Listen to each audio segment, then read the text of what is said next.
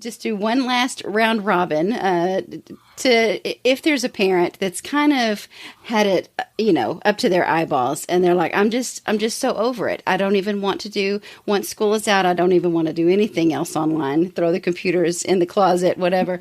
But what word of encouragement could each of you give to parents who might be tempted just to skip the whole thing, whether it's in person or online? You've already shared so much value of how kids need to learn. Like Stephen said, they need these skills, these computer skills for any kind of project, not just a musical experience. But Stephen, let me start with you. Do you have any other just encouragement for parents that might be wanting to opt out?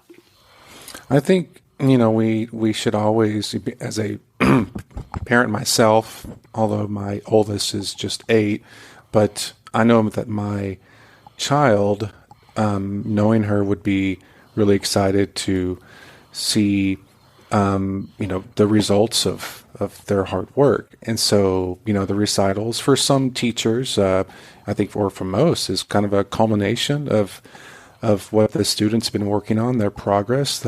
No matter how stressed out we get, they're going to always be want to be proud of.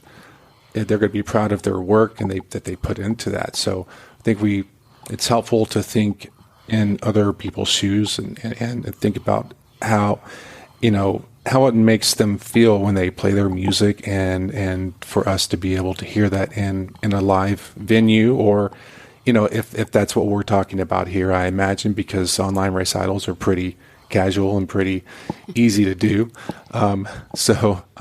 But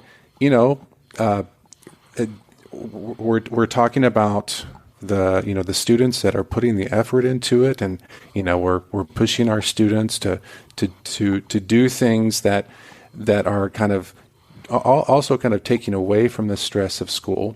And maybe for some students it's completely different this year. They're not doing the things that they would normally do, or making the progress that they would normally make. So maybe they are doing something more creative, or maybe they're doing something different, or regardless, I think it's important to always think about the student in that case, and so no matter how much it may make us feel in terms of not, it's really easy really easy to opt out.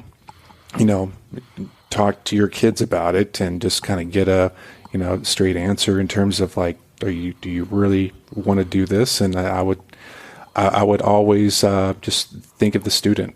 So I agree. Take your cues from your kids for sure. Mm-hmm. And then Becki, what would you say to parents? Well, first I would say, parents, this too will pass. We are almost out of this, and hopefully, we'll be able to look back at it and we'll be able to say, okay, we did it. We did it. We were part of another historical event, and now it's over. But if you're a parent and you have had it, you are not alone. It's okay to feel that way. Lots of people are so over it. But also remember that you are going to want to have some tangible memory of how your child survived this, how your child participated in life, even though we were so isolated from each other. And you don't want to lose those memories. I am always, as I was listening to you and Stephen talk, I was thinking about my Facebook memories that come up, every day. Yes. And I look at my kids and their pictures and the things that they've said over the years. And, in the moment it was funny or it was cute or whatever. But when you look back at it 10 years later and you see the amount of growth that has happened, I mean, those are just moments that you don't want to miss. So yeah, you're tired. Yes, I get it. You are super tired. Bring you a glass of wine and, have a drink afterwards. But don't miss out on this part of life. Really, don't miss out on it, because it is their life, and you are going to want to revisit it at some point. So, I would say Suck it up. It's just one more thing that we're almost done with. The school year's almost over. And then, we can take a break. We can throw those screens out the window and go swim or go hang out at the park or go on a trip or whatever. But don't miss this last thing. Really, it's the end of the year. It's important for the kids to have that sense of closure. I agree completely. Ben, what would you say? I completely agree with Becky's point about you want to have memories and you want to be able to look back at this on some point in life. So I definitely would agree with that. But just more generally speaking, why I think it's so important to have recitals, even if it's just an online recital, even if it's a year where you're kind of feeling overwhelmed.